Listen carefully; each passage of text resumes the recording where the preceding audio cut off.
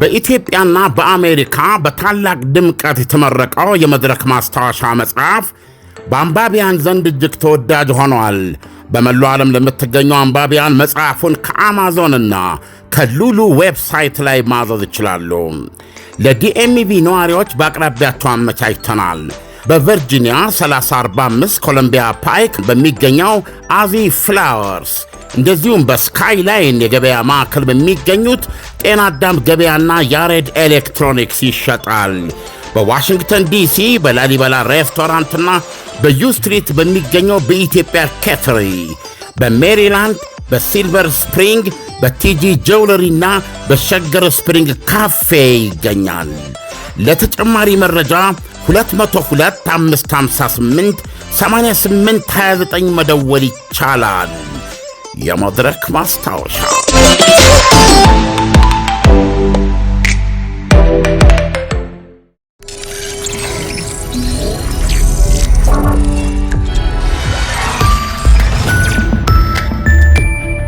ይህ አዋዜ ነው።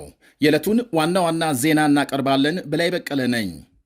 እስራኤል በጋዛና ምዕራብ ዳርቻ የሚንቀሳቀሱ 37 የእርዳታ ድርጅቶች ማገዷ ተነገረ። አክሽን ኤድን ጨምሮ የእርዳታ ድርጅቶቹ ፈቃዳቸው ተሰርዟል። ተቋማቱ የሰራተኞቻቸውን ዝርዝር ማቅረብ አለመቻላቸውን ጨምሮ የተጣለባቸውን ግዴታም አልተወጡም ነው የተባለው። ያም ሆኖ እርምጃው በጋዛም የሰብአዊ እርዳታ አቅርቦት ላይ ምንም አይነት ተጽዕኖ እንደማይኖረው የእስራኤል መንግሥት አስታውቋል። ፈቃድ በተሰጣቸው የመንግስታቱ ድርጅት ኤጀንሲዎች በኩል እርዳታ እየቀረበ መሆኑን፣ ድርጅቶቹ የሰራተኞቻቸውን መረጃ እንዲያቀርቡ ያስፈለገው በመዋቅራቸው ውስጥ አሸባሪዎች ሰርገው እንዳይገቡ ነው ተብሏል።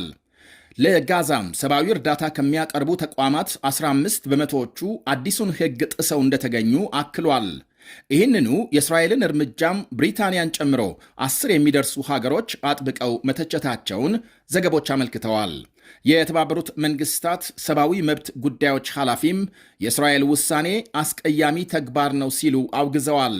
የጋዛን ቀውስ የሚያባብስ ሊታገሱት የማይገባም። የእስራኤል ባለሥልጣናት ልብ እንዲሉ የምንፈልገው በጋዛም የዕለት ተዕለት ሕይወት እርዳታ በትክክል መቅረቡን እንዲከታተሉ ነው ብለዋል ኃላፊው፣ በዓለም አቀፍ ሕግ መሠረት ግዴታቸው በመሆኑ። በሌላ ዜና ባሮጌው 2025 70 ሺህ የሚጠጉ የእስራኤል ዜጎች ከጋዛ ጦርነት ጋር በተያያዘ ከሀገር መውጣታቸው ተነግሯል። የእስራኤል ሕዝብ በ1 በመቶ ጨምሮ ከ10 ሚሊዮን በላይ መድረሱን ሲቢኤስ ቴሌቪዥን ዘግቧል። እድገትን በተመለከተ ግን 2025 ቀርፋፋ ዓመት ሆኖ ተመዝግቧል። በሀገሪቱ ታሪክ ለመጀመሪያ ጊዜ ከ1 በመቶ በታች እድገት ተመዝግቧል። በዓመቱ 24600 አዲስ ስደተኞች ወደ ሀገሪቱ እንደገቡና ይህም ከ2024 በ8000 ቀንሶ መገኘቱን መረጃው አመልክቷል። ለዚህ ምክንያቱ ደግሞ ከሩሲያ የሚነሱ ስደተኞች ቁጥር በእጅጉ በመቀነሱ ነው ተብሏል።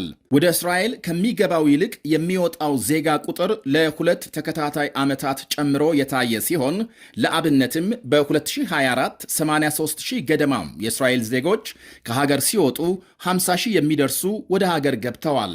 ከእስራኤል አጠቃላይ 10 ሚሊዮን ሕዝብ 8 ሚሊዮን ገደማዎቹ አይሁዳውያን ሲሆኑ ቀሪዎቹ አረቦች ወይም ሌላም የውጭ ሰዎች ናቸው።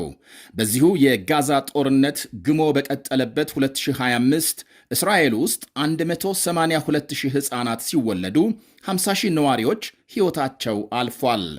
ይህ በእንዲህ እንዳለም ለሶማሌላንድ ዕውቅና የተሰጠው በአብርሃም ስምምነት ለመሳተፍና ከእስራኤል ጋር ሰላም ለመፍጠር ስለፈለገች ነው ብለዋል ጠቅላይ ሚኒስትር ቤንያሚን ኔታንያሁ። ጠቅላይ ሚኒስትሩ ከአሜሪካም አንድ መገናኛ ብዙሃን ጋር ባካሄዱት ቃለ ምልልስ ለሶማሌላንድ ዕውቅና መስጠታቸው በአብርሃም ስምምነት መሠረት ለዘብተኛና ዲሞክራሲያዊ ሙስሊም ሀገር ለመደገፍ ከሚል እንደሆነ ገልጸዋል። የሶማሌላንድ ፖለቲካ ስርዓት ከዋናው ሶማሊያም የተለየ እንደሆነ የገለጹት ኔታንያሁ ሀገር ነኝ የሚለው ሶማሊያም ያልተረጋጋና በአሸባሪዎች የተሞላ ነው ብለዋል። ሶማሌላንድ 6 ሚሊዮን ሕዝብ ሲኖራት ለዘብተኛ ሙስሊሞች አሏት። የአብርሃም ስምምነትን መቀላቀል ይፈልጋሉ፣ ዲሞክራሲያዊ ናቸው፣ ምርጫም ያካሄዳሉ በማለት ዕውቅና የሰጡበትን ምክንያት አብራርተዋል።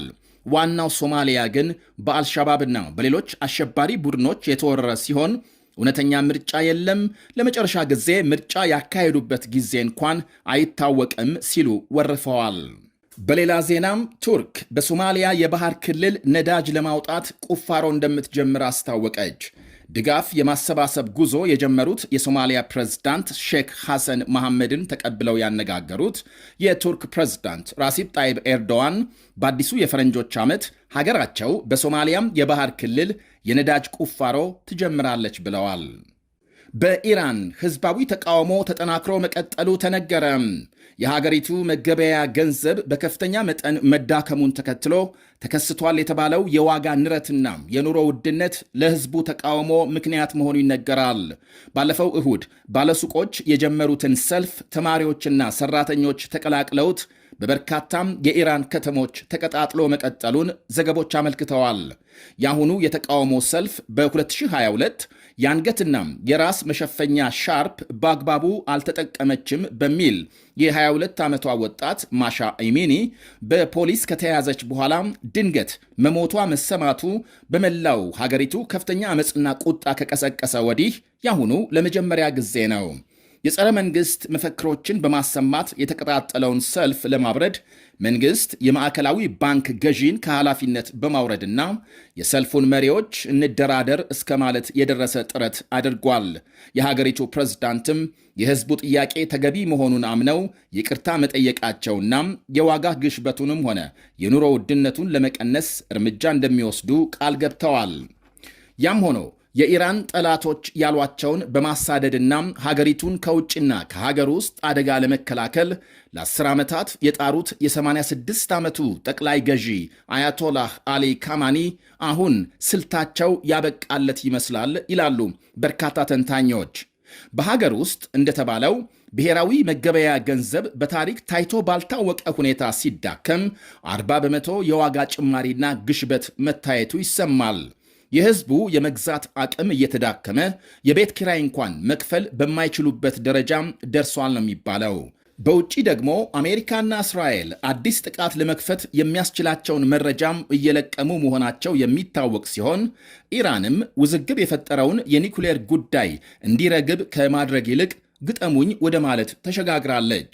የኢራን መንግሥት በሀገር ውስጥ የሕዝብ ኑሮ ላይ ከማተኮር ይልቅ በሚሳኤል ግንባታና እስራኤልን ለሚወጉ ታጣቂ ቡድኖች መሳሪያና ገንዘብ በገፍ ማቀበል ላይ ትኩረት ማድረጉም በተቃዋሚዎች ሲያስተቸው ቆይቷል።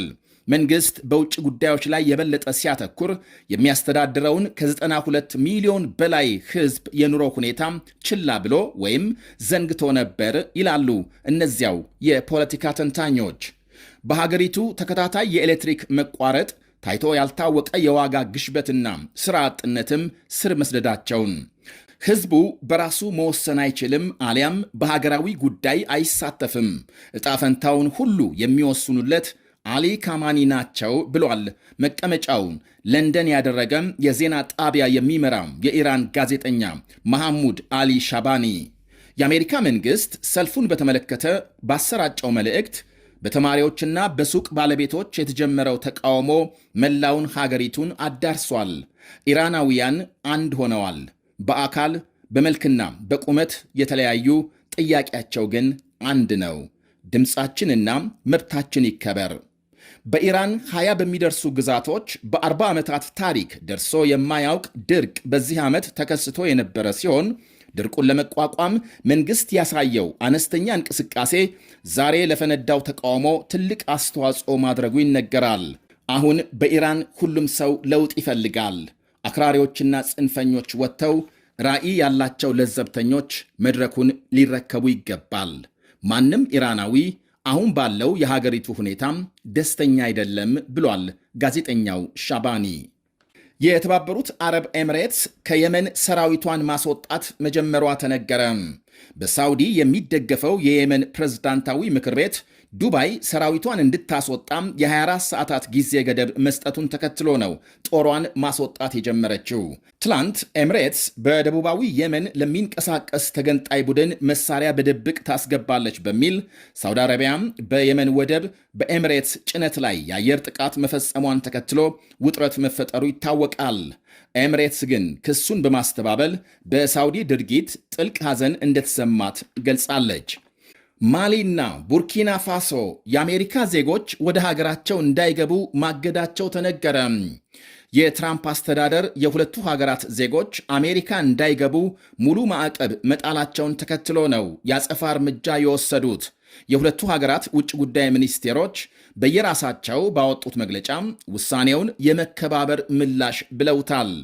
ጎረቤት ኒጀርም ከቀናት በፊት ተመሳሳይ እገዳም መጣሏ ይታወቃል። ሦስቱ አገሮች ማሊ፣ ቡርኪና ፋሶና ኒጀር በኃይል ስልጣን በያዙ ወታደራዊ ቡድኖች እየተመሩ ሲሆን ከምዕራባውያን ጋር ያላቸው ግንኙነት በመሻከሩ ፊታቸውን ወደ ሩሲያ ማዞራቸው ይታወቃል። የአሜሪካ መንግሥት ከሦስቱ ሀገሮች ሌላም በደቡብ ሱዳን፣ በሶሪያና በፍልስጤማውያን ላይ ሙሉ እገዳም ጥሏል። ይህ አዋዜ ነው። ዳና የውስጥ እግር ማሳጅ የረኩበትንና ጥቅሙን በሚገባ ያጣጣሙበትን አገልግሎቱን በማስፋፋትና በማሳደግ እነሆ ሁለተኛ ቅርንጫፉን ከፈተ። ዳና በአዲሱ ቅርንጫፋችን ሙሉ የማሳጅ ስቲም፣ የሳውናና የሞሮኮ አገልግሎት መስጠት ጀምረናል። ለቤተሰብ ለጥንዶችና ለሙሽራዎች ከነሚዜዎቻቸው ዳና ማለፊያ ምርጫ ነው። ዳና ቁጥር 1 ብስራተ ገብርኤል አፍሪካ ሕንፃ 3ኛ ፎቅ። አዲሱ ቅርንጫፋችን ቡልጋሪያ ማዞሪያ በግዙፉ ድሪም አፓርትመንት። ዳና ምርትና አገልግሎቷን በአዋዜ ላይ ያስተዋውቁ። ለጥራች እንታመናለን። በስልክ ቁጥሮቻችን ይደውሉልን። አዋዜ ዓለምነህ ዋሴ ዜና